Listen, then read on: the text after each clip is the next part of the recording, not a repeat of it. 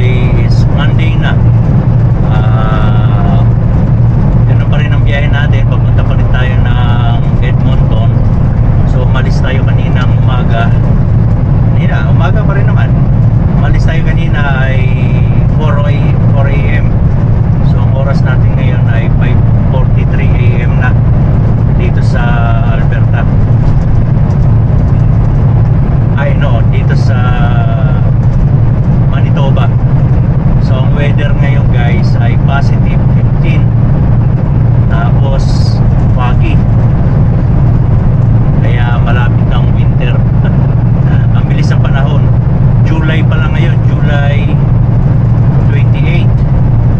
So wala pang August, pero ang lamig na. Ito ang weather natin. So foggy na siya.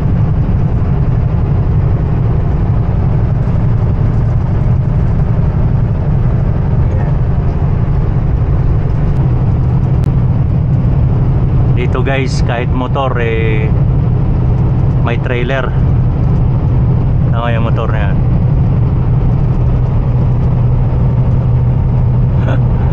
Diba, may trailer siya. Yan ang uso dito sa kanila. In na in yung trailer talaga.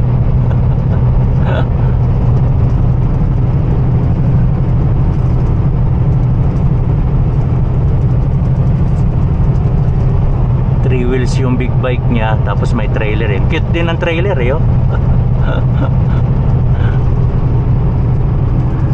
Andito tayo ngayon sa Trans-Canada Highway 1. So heading tayo papunta ng Edmonton, pero nasa ano pa lang tayo, Manitoba.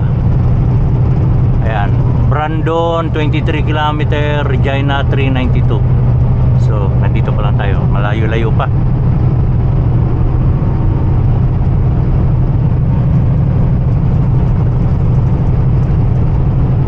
Nandito na tayo ngayon sa North Battleford, Saskatchewan. So ang biyahe pa natin para bukas. Dito na tayo magpapalipas ng gabi sa North Battleford. Dito sa turnout lang. Then ang tatakbuhin pa natin bukas ay nasa 416 km. Kailangan makaalis tayo ng maaga. So ang oras ngayon ay 7:53 PM. Okay, 7, 8, 9, 10, 11, 12, 1, 2, 3, 4 AM kailangan makaalis na tayo para makapag-deliver tayo bukas ng before or after lunch.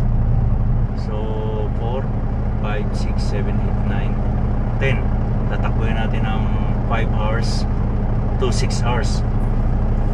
So guys, so nga pala, bago tayo matulog ay mag-post trip tayo dahil nga para kung ano mang mayroong problema sa truck natin ay may report natin ngayon din. Kung ma-actionan nila ngayon para bukas ready to go na lang tayo. So tara, i-tire check natin, then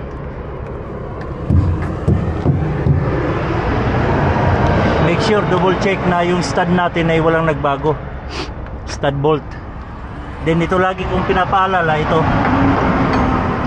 nut na to, pati yan, ito ay walang nag-loose. At ang tingin natin tagos dyan sa may propeller sa differential kung may nag-leak. Ganyan ako lagi pag nag-check ng tagos sa kabila. Then ganon din tingin, kasi may mga pangyayari guys na itong brake chamber natin nalalaglag yan sa pagkakabit niya. Marami na nangyari niya na nakalaylay na itong brake chamber. Kaya yan, isa yan sa mga tinitingnan natin, hindi lang gulong. Pagitan ng gulong is okay, no debris. Ayan. So ang tingin natin yan laging tagos sa kabila bago tuktok ng gulong. Tingin sa dulo, ayun, brake chamber bago stud. Ganyan ako hindi yung gulong lang ang tinutok-tok natin guys. Ayan. Yan.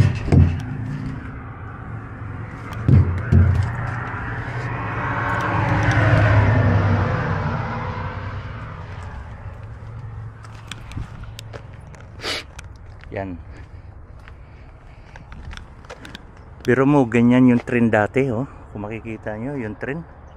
Ganyan pa lang siya kaliit noon.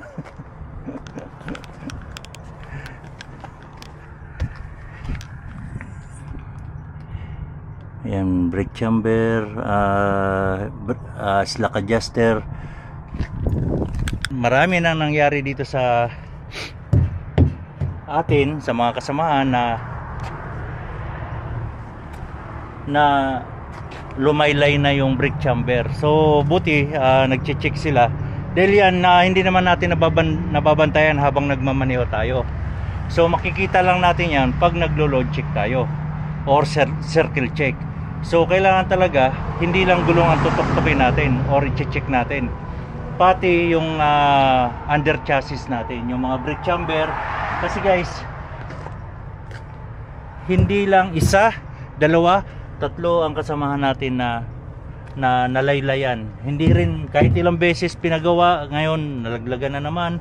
So wala namang mawawala kaysa bigla na lang tayong madisgrasya na hindi natin alam dahil gulong lang tiningnan natin, di ba? So kailangan talaga pag nag circle check tayo, open na open naman ito. So kailangan tagos ang tingin natin dyan sa mga brake chamber, airlines, at wala tayong naririnig na air leak kasi ito ang ano niya, reservoir tank. At ito, number 1, yung damage na hindi siya gumagalaw ito. Tingnan nyo sa kabila kung anong ginawa ko dahil gumagalaw yung damage ko.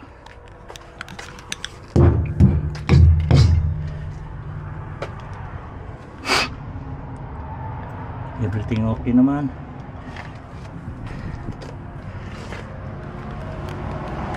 Papakita ko sa inyo na dinagdagan ko siya ng strap yung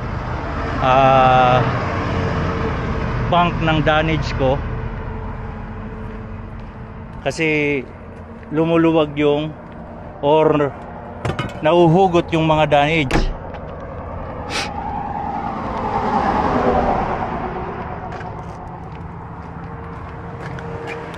Itong bank ng damage natin guys, isa lang ang nakalagay na strap, isa lang yung lagayan ng strap.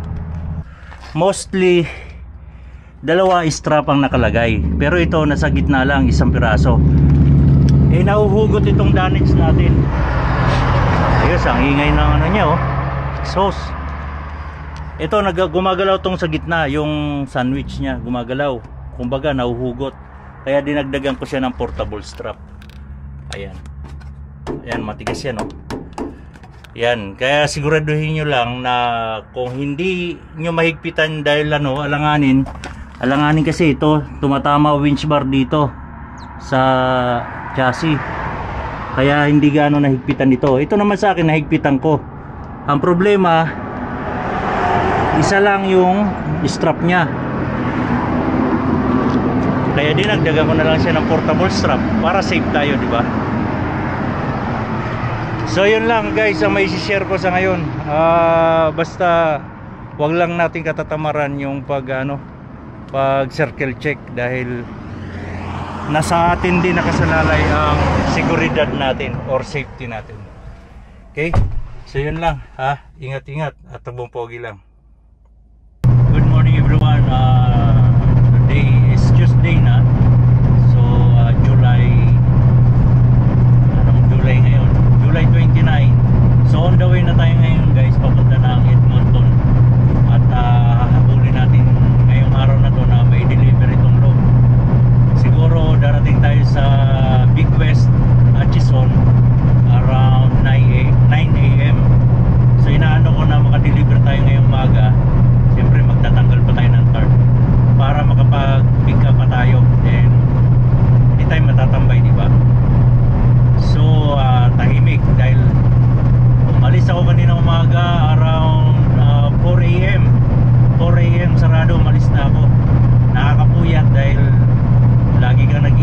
kailangan magising ka ng 4 AM para makapag-deliver tayo ng maaga. So alas 3 pa lang ng madaling araw, gising na ako, di ba? Nagre-reply na ako sa mga comments. So yun, let's go. Kailangan makapag-pick up tayo ngayong araw na to para makapag-reset tayo or makapag-off tayo sa bahay ng weekdays, and Friday makatakbo ulit tayo papunta ng Ontario. So nandito tayo ngayon sa Highway 16 guys, naglalakbay. Ganito ang kalapad ng Highway 16.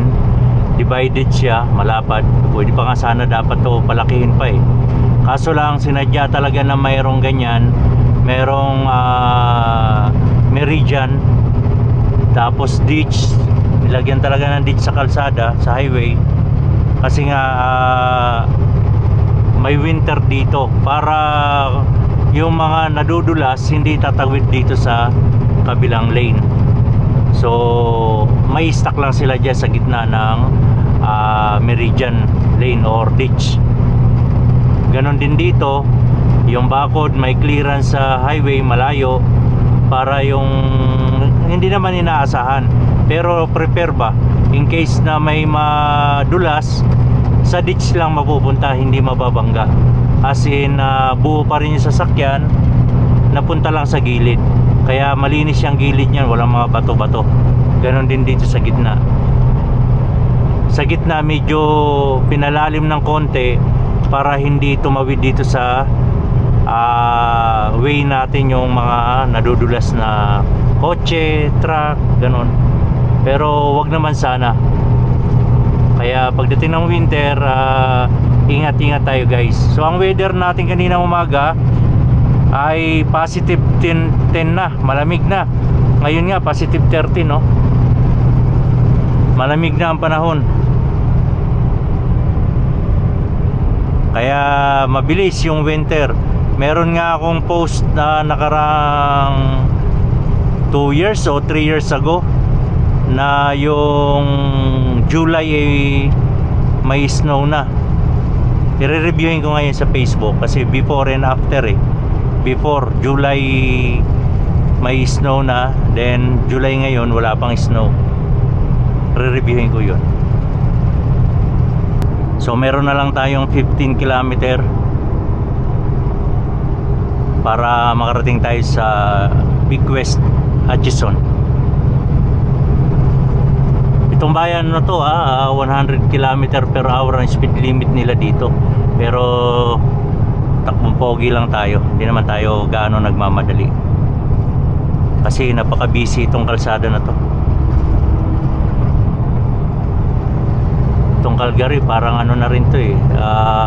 Edmonton. Itong Edmonton parang Calgary na rin. Parang Ontario na busy yung highway. Lalo sa Calgary, busy yung highway doon. Ang tutuloy ng mga sasakyan. Yan. 14 km na lang, job site na tayo. So guys, nandito na tayo sa Big West. First time ko palang mag-deliver dito in 11 years. Sa 11 years ko dito, ngayon pala ako magde-deliver dito sa Big West, Atchison, Edmonton.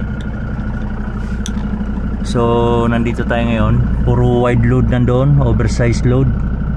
Kaya pumasok na tayo dito sa gilid ng gate. So sabi ng tropa, dito raw sa gate magtanggal ng tarp. So kasi mukhang masikip Andun sila may nagkakarga doon. Wala nang maikutan dyan sa loob. So sigurado dito tayo magtatanggal ng tarp, din atras din tayo papasok doon sa loob. Yan, patras din yan. Ditong area natin pa ganyan. So let's go, tingnan natin kung anong sitwasyon. So guys, nagtanggal na tayo ng tarp.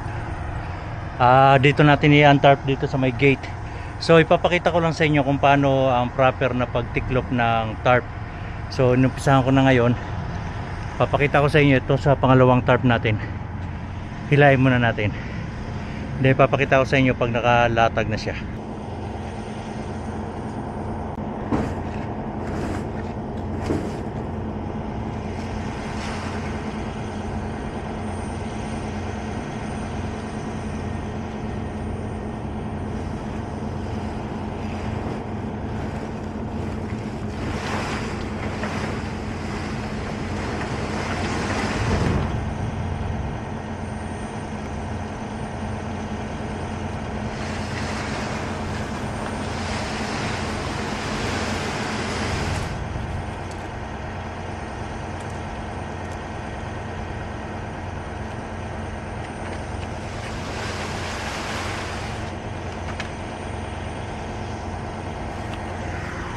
So yung dila, yung flap, titiklop natin dito yung flap ha.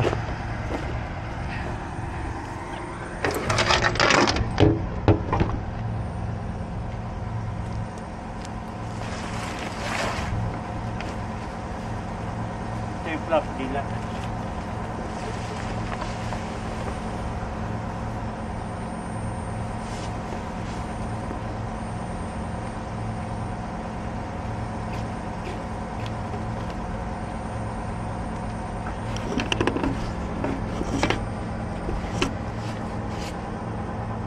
Let's go! Ako si Jesse, steady lang sa biyahe, laging alert kahit gaano kalayong city. Hindi lang trabaho to, estilo ng buhay. Tiwala, respeto, yan ang aking alay. Kasama ko sa truck, dasal, kape at plano. Tuloy lang kahit mag-isa minsan sa kalsada ko. Tuloy lang ang biyahe, takbong bogi lang kahit saan okay. Ngiti sa daan walang sablay, truck ko'y matatag, puso ko'y tunay. Tuloy lang ang biyahe, kalma lang kahit traffic o delay. Kaibigan, ang makasama sa tagumpay. So yun guys, yan ang pagtiklop. Palatandaan guys kung saan yung flap. Ang tatandaan natin yung may tahi na ganito. Ito. Kasi ito may ganito, ito yung sa flap nya. Ngayon, ang tiklop natin dito, walang ano to, walang tahi oh. So, walang tahi, di ba? So ang tiklop natin from dito papunta doon. Papunta dito. Yan. So ngayon nakabungad na itong flap para pag buklat natin hindi mapapailalim to. So yun, ganun lang guys ha. Kasi ang hirap nung kung nasa ibabaw na tayo tapos ganito posisyon ng load natin, ang hirap buklatin ditong tarp na to. Yan. Kung baliktad yung pagkalagay ng or baliktad ang pagkarolyo ng tarp. So mahirap iikot-ikot itong tarp natin kung sa ibabaw na ng load.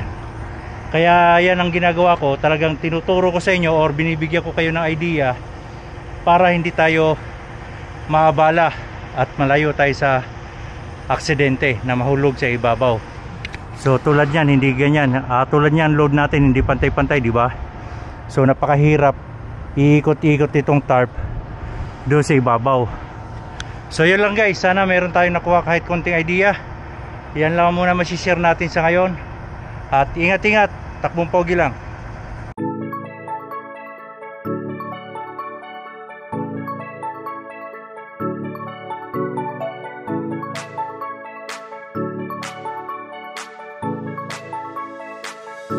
Sumama ka sa biyahe,